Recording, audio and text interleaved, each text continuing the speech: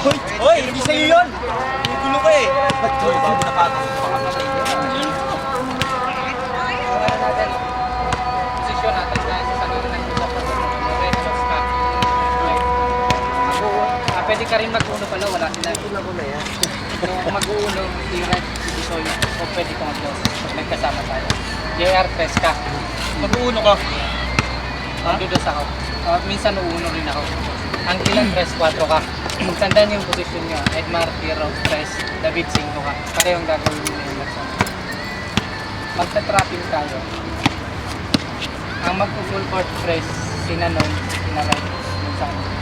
Pag full court press, ito yung 5. 4 natin. Ito yung ring ng kalaban. Eric! Eric! Bound pa lang nila. Eric!